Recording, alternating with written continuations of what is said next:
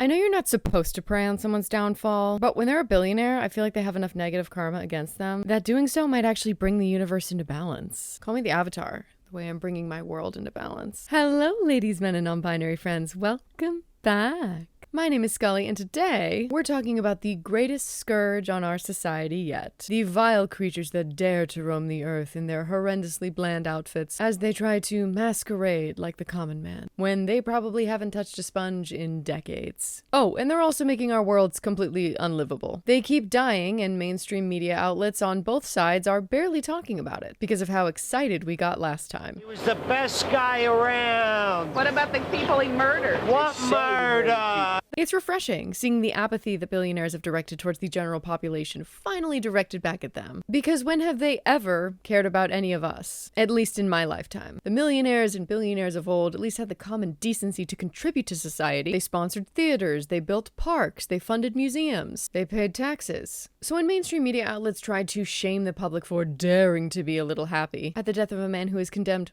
hundreds of thousands to death over the past few years alone, we weren't having it. I solved your labyrinth, puzzle master! The Minotaurs escaped, and you're gonna get the horns, buddy! And this entire ordeal was a rally cry to the working class and a message to CEOs everywhere saying, if you spend your career building policies that are more concerned with making money than they are with actually helping people, this is the natural result. What did they expect? According to a 2021 census, it is estimated that Americans owe at least $220 billion in medical debt, despite over 90% of Americans having some form of insurance. We're the richest country in the world, and most of us can't afford to pay more than rent and food. So instead of the media chastising us and facing the rightful backlash from its viewers, they've just decided to sweep any CEO casualties under the rug and hope that we don't notice. But I did. I noticed, bitch. And today we're going to talk about the most recent victims.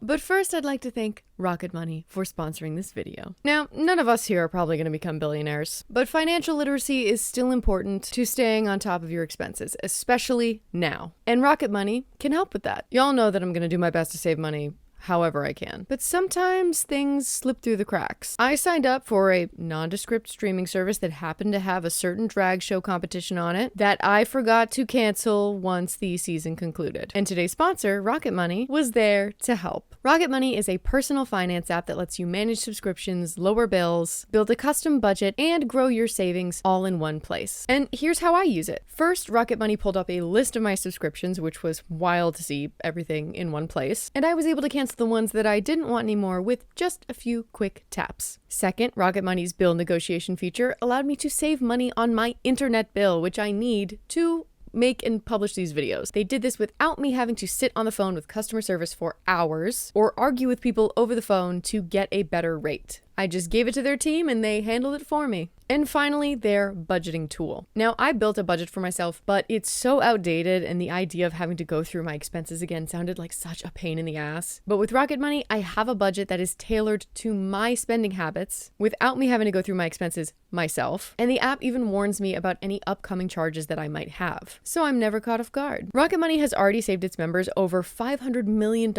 in canceled subscriptions alone. And you can be next. To save more and spend less, join the over 5 million members who are using Rocket Money today. Scan the QR code on screen to get started or click the link in my description below. If you're interested in supporting my channel, supporting my sponsors is the best way to do it. Thank you so much, Rocket Money. Now, back to the video. Mainstream media has learned their lesson. CEOs are dying and there's barely any coverage on it. I didn't even know about any of these stories until I heard about them on TikTok and cross-referenced them with a few local news stations that were covering it. I checked to verify, and there are people covering it, but it is very few outlets that are spending very little time on these stories. Let's look into some of these cases of CEOs, executives, and billionaires who have ate it and the organizations that they have associated themselves with. The first is CEO Nicholas Manning, who was the CEO of an Idaho medical center, who was found dead in a Baltimore hotel on June 9th, according to police. Baltimore police responded to the 700 block of Alisana Street around 2:04 p.m. for a reported overdose. Once on the scene, officers found a 46-year-old Nicholas Manning dead. His body was taken to the medical examiner's office to determine the cause of death. On Saturday, the family of the deceased CEO released a statement claiming, quote, "We possess direct and credible evidence that confirms Nicholas N. Manning was the victim of fraud and homicide." In the same statement, the family says they, quote, "object the previous release from the Baltimore Police Department that states Manning's death earlier this month was related to a, quote, possible overdose." Now, to be clear, Nicholas Manning was the CEO of the HCA's West Valley Medical Center. Now, HCA is a healthcare company that has, and you cannot make this shit up, committed the biggest ever healthcare fraud case in U.S. history. They are also known for a class action lawsuit that was filed against them following a data breach in July of 2023 that compromised patient information. In 2025, they settled with the Attorney General of California for $1.53 million over the STARN program, which was basically this program that they had where they required entry-level nurses to repay the cost of their mandatory training program if they did not remain employed with the company for 2 years, which is fucking crazy. HCA is also notorious for understaffing its hospitals, which is just worst, most disgusting thing. Like, you're gonna understaff your hospitals. That can lead to, like, actually dangerous situations with patients and nurses. Like, what the fuck is wrong with you? It does get worse. HCA is also being sued for allegedly violating terms of its 2019 acquisition of Mission Health by failing to maintain emergency and cancer care services. That's right. They cut emergency and cancer care services. That was where the trimming in the budget needed to happen. These are fucking snakes. Like, this is evil villain shit. Next up is the Blackstone executive, which I'm sure many of you have already heard about. This is the executive who was killed by the shooter who was just walking in downtown New York. What is Blackstone? Blackstone is the largest commercial landlord in history. Over the past 2 decades, it has quietly taken control of apartment blocks, care homes, student housing, railway arches, film studios, offices, hotels, logistics warehouses, and data centers. Blackstone doesn't just own real estate, it owns everything. Or that's how it can feel when you start to examine its bewildering array of assets. If you wear Spanx, have ever matched with someone on Bumble, stayed in a Hilton hotel or a Center Parcs resort, visited Legoland, Madame Tussauds, the London Dungeon, or an elderly relative at a Southern Cross care home, you have encountered a company that forms or has recently formed part of the Blackstone empire. And of course, like any company, this comically villainous of a scale, they have their own controversies. In separate cases in 2018 and 2019, the hotel chain Motel 6, owned by Blackstone, agreed to settle for $19.6 million for giving guest lists to ICE without a warrant. An investigation by the U.S. Department of Labor showed that more than 100 American children have been working illegally for Packers Sanitation Services, a slaughterhouse cleaning firm owned by Blackstone. The investigation began after a Walnut middle school teacher in Grand Island, Nebraska, reported a student with hydrochloric acid burns on his hands and knees to the Department of Labor. Under the Fair Labor Standards Act, the Labor Department fined PSSI $15,138 for each minor who was employed in breach of the law, totaling $1.5 million in civil money penalties. And if that weren't bad enough, Blackstone has also invested in companies with links to the commercialization and deforestation of the Amazon rainforest. Even though it's unclear what the shooter's motive was, every cloud, as they say. I'm sorry. Listen, once you enact unnecessary rent hikes during a critical housing market that literally put people out of house and home, I don't feel bad for you. I don't feel bad. I'm physically incapable. Next up is David Abraham, the founder of SlimFast, a company with a long history of controversies, including class action lawsuits alleging that their current products were clinically proven to ensure weight loss when that was not the case. Another class action lawsuit that claimed SlimFast misrepresented the protein content of some of its meal replacement shakes. Another lawsuit that accused SlimFast of misleading customers about its diabetic-friendly products, claiming they falsely implied prevention and or treatment of diabetes. This company also had a number of product recalls, including contamination of their products with a potential microorganism that would cause diarrhea, nausea, or vomiting. If that wasn't bad enough, there were also nutritional concerns. Despite marketing some of their products as meal replacements, SlimFast did not meet the USDA definition of a healthy meal plan due to the replacement of whole foods and artificial ingredients and added sugars. There's even more, but that's the gist. Daniel Abraham had an estimated net worth of $2.4 billion.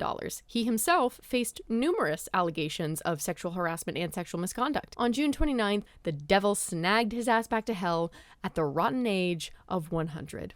Rest in piss. Next up is James Leprino, the CEO of Leprino Foods, the largest mozzarella cheese producer in the US, and one of the largest cheese distributors in the world. This company has been sued multiple times in federal court for discrimination against employees of color. In 2012, they settled with the U.S. Department of Labor over hiring discrimination due to a pre-employment test that, quote, disadvantaged minorities. The company was also caught in a series of wage and hour class action lawsuits in California, which led to $3.5 million settlements in 2024 for workers at its processing facilities. There have also been allegations of disability and gender discrimination, as well as retaliation in recent court filings. James Leprino had a net worth of $2.1 billion and died June 19th at age 87. Again, rest in piss. This one doesn't have a lot of details, but it was actually so wild. The next billionaire is Sanjay Kapoor, an Indian auto parts billionaire who died after swallowing a bee during a polo match, which I'll give him credit is probably the most rich man way to die ever. But there's been a messy family feud over his inheritance, which we'll see how this shakes out. I found this after the fact, but apparently he was also incredibly abusive to one of his wives because, of course, he's been divorced like 3 times. She has basically accused him of attempting to, quote, auction her off to friends during their honeymoon. Various physical abuse, including instructing his mother to physically assault her during her pregnancy.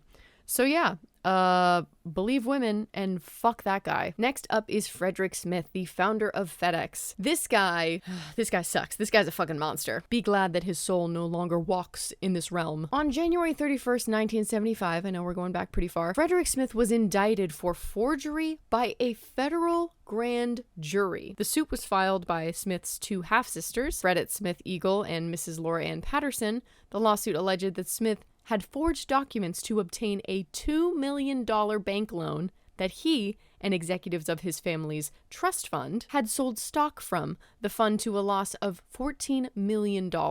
A warrant for Smith's arrest was issued, for which Smith posted bond with federal authorities in Memphis. The same evening of his forgery indictment, Smith was involved in a fatal hit and run whereby he killed a 54-year-old black handyman named George C. Strughill. Smith was arrested and charged with leaving the scene of an accident and driving with an expired license. He was not charged for manslaughter and was released on a $250 bond. Are you fucking kidding me? This was not the first time Smith was involved in a fatal car accident. During his first summer break from Yale, Smith was back in Memphis driving out to a lake with friends when he lost control of the car he was driving, causing the vehicle to flip, killing the passenger in the front seat. The cause of the accident was never determined. Now let's get to his company that he founded. FedEx paid $228 million in 2015 to settle a class action lawsuit alleging that the company misclassified drivers as independent contractors instead of employees. Unsurprisingly, there are also numerous accusations of racial discrimination and wrongful termination. They're also currently receiving backlash for outsourcing American piloting jobs to other countries. Frederick Smith was worth an estimated $5 billion and died June 21st at age 80.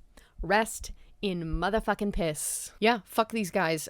So many of them ran companies that were riddled with corruption and exploitation and cruelty. I have no sympathy for these people, and I know exactly where they are. Now, I personally have a feeling that the Blackstone CEO was in fact targeted. Maybe that's my tinfoil hat. But the truth is, it doesn't matter. For the same reason that they're not covering these old billionaire fucks who finally bit it. Even if there is no culprit. Even if there isn't a singular person responsible for their demise. Even if their murder was accidental or an unintended consequence of a situation. It does not matter.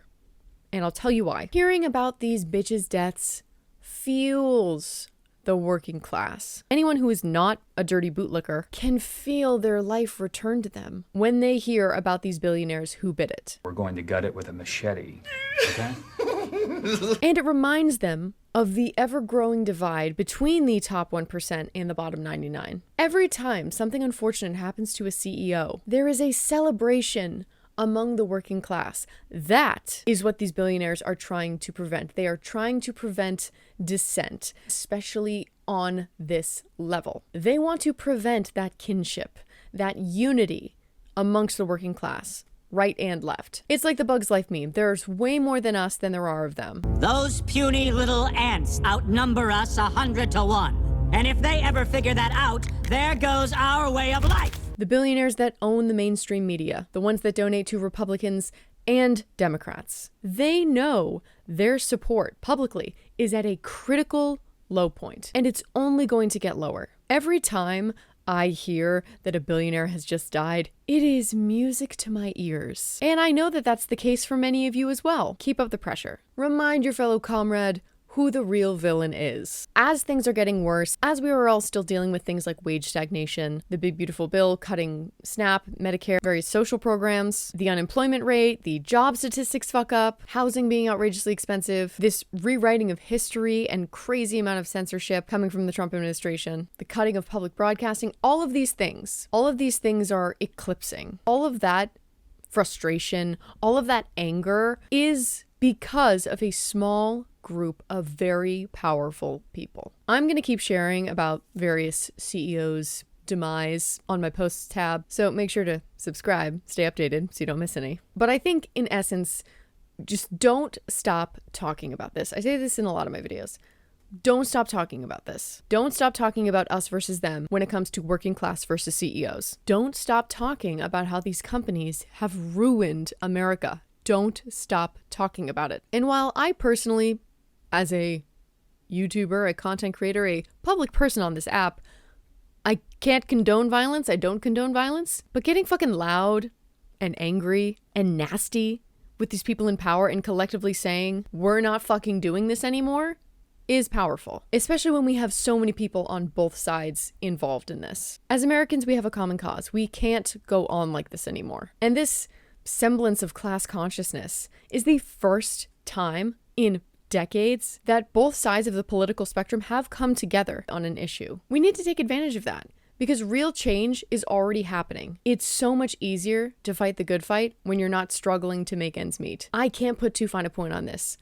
This is the reaction that is to be expected when peaceful protest doesn't work. This violence against this small, powerful group is to be expected when peaceful protest doesn't work. When you don't fucking listen to people and their lives and their home, their very humanity is at stake. What the fuck else are they supposed to do? And I can say all I want, that I don't want people assassinating CEOs. But if you don't listen to an entire country protest for years, when people suffer for the sake of profit, and the only consolation that they get for their years of patronage is a rejection email, when peace doesn't work, violence is the language that people will speak. And, as I always say, history doesn't repeat itself, but it sure does fucking rhyme. This is the natural progression, and that is what has CEOs so scared. And if any CEOs are watching this video, highly unlikely, but if somehow you are, have the day you deserve. As always, I have Rawan's GoFundMe linked below. She was supposed to attend university this year, but Israel bombed her home and her school out of existence.